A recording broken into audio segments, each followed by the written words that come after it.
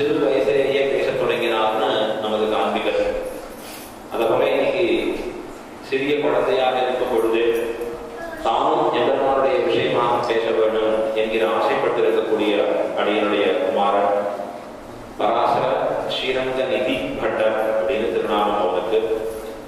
இன்றைய தினம் இந்த திருச்சி நம்பி சபையிலே 4 வார்த்தைகளை தானும் சொல்லி சட்டை பெற வேண்டும் என்கிற ஆசையிலே இங்கு அறியும் அறியாதவனும் என்கிற தலைப்பிலே உபதேசிக்கிறார். அறியும் அறிந்தவன் அப்படிங்கிற தலைப்பிலே உபதேசிக்கிறார். ஹரி அப்படிங்கிறது சாட்சாத் ஸ்ரீமன் நாராயணன். அவனை அறிந்தவன் அப்படிங்கிறது யாருன்னு பார்க்கலாம். இது நரசிம்மாவதாரத்தினுடைய வைபவத்தை சொல்ல இருக்கிறார்.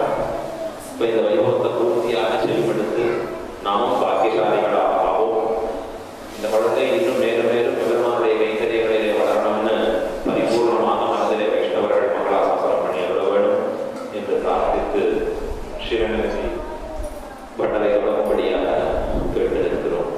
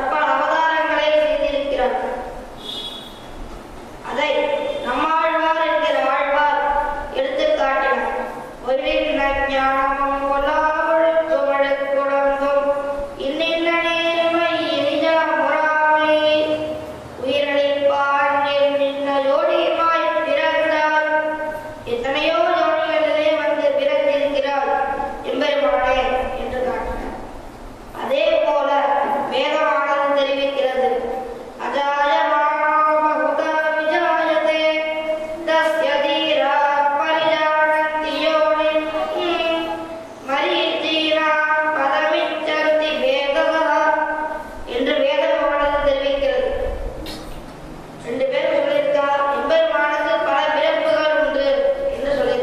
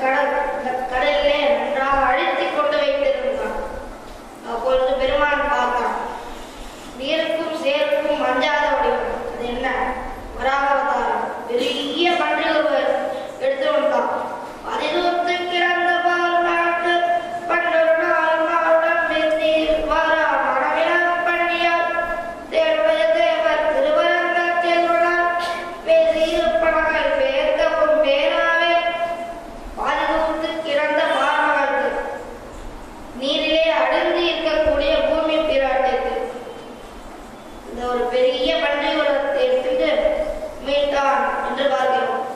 இந்த இரண்யாட்சனை கொன்றான் என்று பார்க்கிறோம். அதற்கு அடுத்த அவதாரம் நரசிம்ம அவதாரம். இந்த இரண்யாட்சனும் இரண்யகசிபுவும் அண்ணன் தம்பி. அவ உண்மையிலேயே யார் என்று பார்த்தால் பரமபதத்திலே இருக்கக்கூடிய ஜெய விஜயர்கள். அந்த பரமபதத்தில் இருக்கக்கூடிய வாசத்தாபனாக இருக்கக்கூடியவர்கள். ஒருத்தன் ஜெயன், இன்னொருத்தன் விஜயன். அவ 2 பேரும் சாபத்தினாலே பீடிக்கப்பட்டிருக்கான். பெருமானோட எதிரம்பு கொடுக்கணும், அதாவது சண்டை செய்து பிராணனை விட வேண்டும் என்றுதான் அவர்களுடைய சாபம்.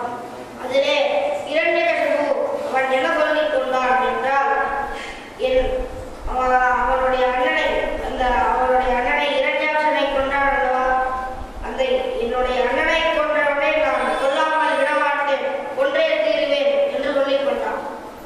நேராக போனான். காட்டிற்கு போய் பெரிய தபஸ் புரிந்தான். ரொம்ப காலம் தபஸ் புரிந்தான். அப்ப பிரம்மா தோன்றினார்.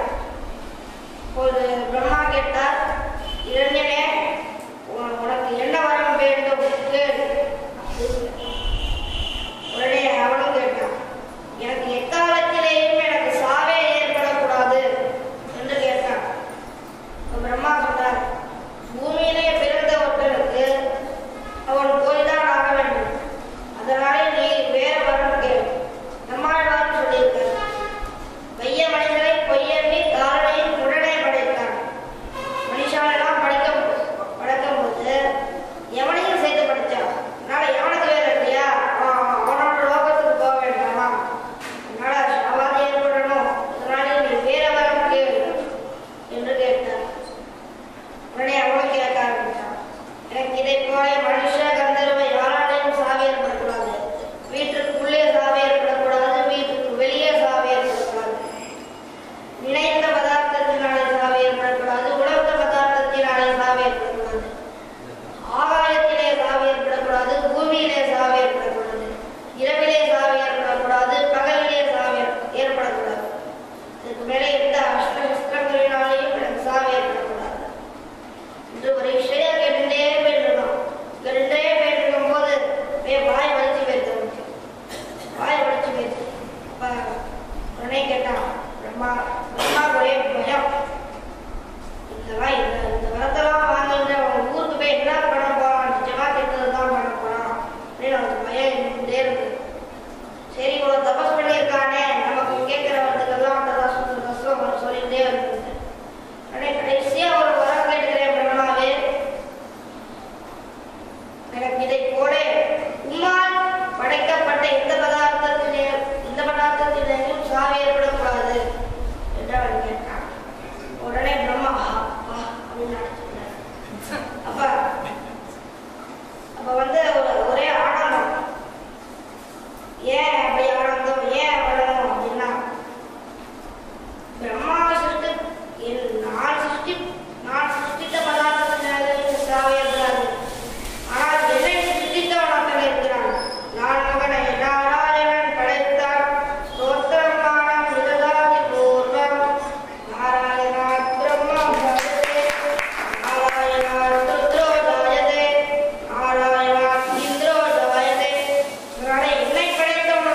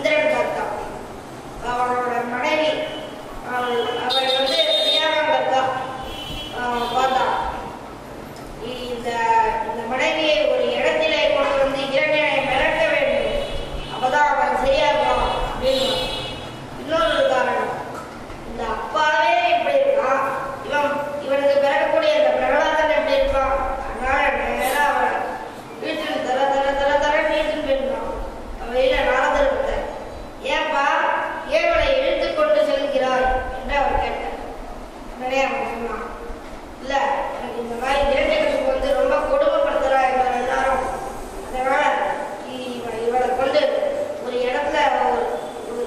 இடத்துல வச்சு இவனை மிரட்டுறான்னு பார்த்துட்டு இருக்கேன் அப்படின்னு சொன்னான். உடனே நாரதர் சொன்னார், நீ ஒரு காலத்திலேயும் கர்ப்பிணி ஸ்திரியை இழுத்து கொண்டு செல்லவே கூடாது, நீ செய்வது ரொம்ப தவறு. இவருடைய பிள்ளை வந்து நன்றாக தானே இருக்க வேண்டும், என்கிற குரல் நான் பார்த்துருவேன் அப்படின்னு நாரதர் சொன்னார். உடனே அவனும் படித்தான். படித்து நேரம் இந்த கதை சொல்ல ஆரம்பிச்சேன். அதை சொன்னாலே எல்லாருக்கும் தூக்கம். அதில் அந்த வேலை உபன்யாசமா இன்னும் நல்லா தூக்கம், இந்த வேலை பெருமாள் கதையா நல்லா தூக்கம். வேடிக்கையா ஒரு சரித்திரம் சொல்றது உண்டு. ஒரு சுவாமி இருந்தார், அவருக்கு ஒரு சில நாளாக தூக்கமே வருது. பக்கத்தாத்துக்காரர்கிட்ட கேட்டார், சுவாமி சுவாமி எனக்கு தூக்கமே வர மாட்டேங்கிறது, என்ன பண்ணுறது அப்படின்னு கேட்டார். நான் சொன்னேன், ஒரு நல்லா ஒரு ராமாயணத்தை ஆலட்சேபம் பண்ண ஒரு மகா வித்வான் கிட்ட இந்த வித்வானை கூப்பிடும் ஆலட்சேபம் பண்ண நல்லா தூங்கலாம் அப்படின்னு சொன்னார். இவரும் கூட்டார், இல்லை 48 நாள் பூஜாந்தம் அப்படின்னு இவரும் அவர் ஆரம்பிப்பார், இவர் தூங்க ஆரம்பிப்பார். அவர் மங்களெல்லாம் சொல்லி முடிப்பார், இவர் எழுந்திருப்பார். இதே மாதிரி 48 நாள் முடிஞ்சாலும் நல்லா தூங்கியாச்சு. அப்புறம் உபன்யாசம்லாம் முடிஞ்சது. காரில் அவரை விட்டுக்கள் அவர் வந்து ட்ரெயினில் ஏறி போனோம். அதனால இவர் உபன்யாசம் ஏற்பாடு பண்ணவர் காரில் விட்டுருங்க போயிட்டுருக்கார். காரில் ஏற்பாடு பண்ணுறத பார்த்தேன், ஐயோ நான் உண்மையை சொல்லியிருந்தோம், பொய்யெல்லாம் சொல்லக்கூடாது அப்படின்னு சொன்னார். உடனே அவர் சொன்னார், சுவாமி சுவாமி எனக்கு தூக்கமே வரமாட்டேங்கிறது, நல்லா தூங்கலாம் அப்படின்னு உபன்யாசம் பண்ணி நல்லா தூங்கலாம் அப்படின்னு பண்ணேன், அதனாலதான் இந்த உபன்யாசம் நான் ஏற்பாடு பண்ணேன் அப்படின்னு சொன்னேன். ஆனா இந்த தூக்கத்திலேயே எனக்கு ஒரு 3 வார்த்தை கேட்குது அப்படின்னு சொன்னார். உடனே உபன்யாசம் பண்ணவர் சொன்னார், என்ன அந்த 3 வார்த்தை சொல்லு அப்படின்னு சொன்னார். ராமன் ஒரு வார்த்தை கேட்டது, ராட்சசன் ஒரு வார்த்தை கேட்டது, ராவணன் ஒரு வார்த்தை கேட்டது. சுவாமி எனக்கு சின்ன ஒரு சந்தேகம், இது வந்து ராமன் ராட்சசனா இல்ல ராவணன் ராட்சசனா அப்படின்னு. உடனே அவர் சொன்னார், அவர் நல்லா கொடுத்துருக்கார், பட்டு வேஷ்டி புடவை எல்லாம் அவர் இந்த உபன்யாசம் ஏற்பாடு பண்ணவர் கொடுத்தார். போய் காரணம் எடுத்து போய் அப்படின்னு சொல்றார். இந்த பட்டு வேஷ்டி எல்லாத்தையும் எடுத்து அவர் உபன்யாசம் ஏற்பாடு பண்ண விடப்பட்டார். போய் ராமனும் ராட்சசன் இல்லை, ராவணனும் ராட்சசன் இல்லை, இந்த உபன்யாசத்தை சொல்ல வந்தேன் பாரு, நான் தான் அவங்களெல்லாம் போய் சொல்லுவாளா அப்படின்னு சொன்னேன். அப்ப இன்னொரு வேடிக்கை, ஒரு குழந்தை அழுதுண்டே இருந்தது. அப்ப மனைவி வந்து கணவன் கேட்டார், இந்த குழந்தை அழுதுண்டே இருக்கே என்ன பண்ணுறது அப்படின்னு கேட்டார். உடனே அவர் சொன்னார், ராமாயணம் பத்திரத்து தலைமாட்டில் வைக்கி எல்லாம் தூங்கிடுவோம் அப்படின்னு சொல்லி. உடனே இவ்வளோ வச்சா 5 நிமிஷத்துக்கு தூங்கிடு. அதே போல அவளும் நல்லா தூங்கிட்டு இருக்கோம். தூங்கிட்டு இருக்கே அப்படின்னு ஒரு சப்தம் மட்டும் கேட்டுக்கிட்டே இருக்கு. அப்பா நாரதர் வந்து உத்து பார்க்கறார், எல்லாம் நல்லா தூங்கிட்டு இருக்கானே அப்படின்னு சப்தம் மட்டும் கேட்டுட்டே இருக்கு அப்படின்னு. பூவராஜ சுவாமி ஒரு உபன்யாசம், அப்ப வந்து ஒரு மாமி இருப்பா, ஒரு மாமி நல்லா கண்ணை மூடிட்டு இப்படி தலையாட்டணுமோ எங்க தலையாட்டணுமோ அங்கெல்லாம் தலையாட்டுவான். அந்த சுவாமி நினைச்சிருந்தார், ஓஹோ நல்லா கண்ணை மூடிட்டு ரசிச்சு கேட்கறாரு, இந்த மாதிரி ரசிச்சு கேட்கறான் அப்படின்னு நினைச்சிருந்தாரா. ஒரு நாள் தூண்டவே மாதிரிருந்தா, ஓஹோ நல்லா தூங்குறாரா அப்படின்னு சொன்னார். அதனால இவ்வளவு நல்லா தூங்கிட்டு இருக்கான். பார்த்தார், ஒத்து பார்த்தார், இவன் சொல்லல அந்த குழந்தையானு சொன்னது. பார்த்தார், கேட்டார், ஆச்சரியப்பட்டார். ஆமா வந்து அந்த இந்திரன் கொடுத்த வாக்கு இருக்கே, அந்த வாக்கை நாம் காப்பாற்றலாம் அப்படின்னு சொன்னார். உடனே இரண்யகசிபு வந்தான், அவன் கிட்ட ஒப்படைத்தார் இந்த கையாளுதலை. உடனே அவன் சொன்னான், என்னது இந்திரன் இப்படியா செய்தான் அப்படின்னு சொல்லி நிறைய யுத்தமெல்லாம் செய்தான். உடனே அந்த பிரபாகரன் அந்த குழந்தை வந்து பிறந்தான். ஒரு இரண்யன் பார்த்தான், என்ன தேஜஸ் அப்படின்னு பார்த்தான். இந்த தேஜஸ் எப்படி வந்தது, வேற எப்படி கர்ப்பத்திலே இருக்கக்கூடிய காலத்திலே டிவி பார்க்கக்கூடாது. டிவி அவ நல்லா பெருமாளுடைய கதையை கேட்கணும். டிவி பார்த்தா என்ன இங்கேன்னு போலீஸ் வரான், திருடம் வர்றான் அப்படின்னு போலீஸ் அடிக்கிறான் அப்படின்னு தான் வரும். உடனே அந்த குழந்தையும் இந்த மாதிரி பண்ணிடணும். அதனால கர்ப்பத்தில் இருக்கக்கூடிய காலத்திலே நல்லா பெருமாள் கதையை கேட்கணும். அப்ப ஒருத்தர் கேட்டார், பிரகலாதன் எப்பொழுது வைஷ்ணவனானான் அப்படின்னு கேட்டார். சொன்னார், பிரகலாதோ ஜென்ம வைஷ்ணவா, அவன் பிறப்பிலேயே வைஷ்ணவனானான் அப்படின்னு சொன்னார். அவன் நாமகர்மம், அன்னப்பிராசனம், சௌடம் எல்லா கர்மத்தையும் செய்தான். செய்து முடிச்சது பாடசாலை கிளம்பினான். இங்க இருக்கிற குருக்கள் கிட்டதான் சொல்லியிருந்தான், இந்த பாருங்க என் பிள்ளைய பெண்ணா என்னுடைய நாமத்தையே சொல்லி வளர்க்கணும் அப்படின்னு சொல்லியிருந்தான். இவன் நேராக பாடசாலைக்கு போனான். அங்க இருக்கிற குருக்கள் எல்லாம் சொன்னான், ஓம் இரண்யகசிபவே நமஹா அப்படின்னு சொன்னான். உடனே அவன் சொன்னான், என்ன நீங்க எல்லாம் தப்பா ஏதோ சொல்றீங்க அப்படின்னு சொன்னான். உடனே அவர்கள் எல்லாம் சொன்னான், என்ன பிள்ளாய் நாங்கள் என்ன சொல்கிறோம் நீ சொல் அப்படின்னு அவர்கள் எல்லாம் சொன்னான். நீங்க தப்பா சொல்றீங்க, எது தெரியுமா கரெக்டானது? ஓம் நாராயணா நமஹா. உடனே எல்லாருக்கும் பயம் ஏற்பட்டது. பிள்ளாய் எக்காலத்திலேயும் அந்த நாமத்தை சொல்லாதே, உனக்கும் ஆபத்து, எங்களுக்கும் ஆபத்து, எங்க தலையும் போயிடும், உன் தலையும் போயிடும், அதனால இந்த மாதிரி சொல்லாதே அப்படின்னு சொன்னான். அவன் சொன்னான், அவன் பிடிவாதம் பிடித்தான். நான் இதைத்தான் சொல்லுவேன் என்று பிடிவாதம் பிடித்தான். ஒரு நாள் அரண்மனைக்கு கூட்டிட்டு போனவர்கள் அந்த பாடசாலையில் இருந்த குருக்கள் எல்லாரும் கேட்டான், என்ன பிள்ளை நல்லா படிக்கிறானா அப்படின்னு கேட்டான். நான் படிக்கிறான் சுவாமி, ஆனால் அப்படின்னு சொன்னான். என்ன ஆனால் சொல்லுங்க அப்படின்னு சொன்னான். நாங்க சொல்றதை இவன் வேறு விதமா சொல்றான் அப்படின்னு சொன்னான். என்ன வேறு விதமா சொல்றான்? அதை எப்படி நாங்க எங்களோட வாயால் சொல்றது? உடனே அவன் தெரிவித்தான், பிரகலாதன் தெரிவித்தான், அப்பா இவர்கள் எல்லாரும் எனக்கு தப்பாக சொல்லிக் கொடுக்கிறார்கள் அப்படின்னு அவன் தெரிவித்தான். இரண்டே தெரிவித்தான். உடனே என்ன நீ எங்க சொன்ன சொல்லு பார்ப்போம் என்று தெரிவித்தான். அப்போது அவன் சொன்னான், ஓம் நாராயணா நமஹா. கோபம் வந்தது. பள்ளியில் ஓதி வந்தவன் சிறுவன் வாயிலோ ஆயிரனாமம் உள்ளியவாகின் போது அங்கதனை கொள்ளும் பொருட்பிரனாகி இளையச்சீர் வெகுண்டு தூண் குடைப்பார் பிறகில் தனவிழி கேட்பார் எல்லிய சிங்கமாகிய தேவை திருவல்லிக்கே நீ கண்டேனே. இந்த பாட்டு இனிமையா இருக்க, அதனால இன்னொரு தடவை சொல்லலாம். பள்ளியில் ஓதி வந்தவன் சிறுவன் வாயிலோ ஆயிரனாமம் உள்ளியவாகி போது அங்கதனை கொள்ளுமோர் பொருட்பிரனாகி இளையச்சீர் வெகுண்டு தூண் குடைப்பார் பிறகில் தனவிழி கேட்பார் எல்லிய சிங்கமாகிய தேவை திருவல்லிக்கே நீ கண்டேனே.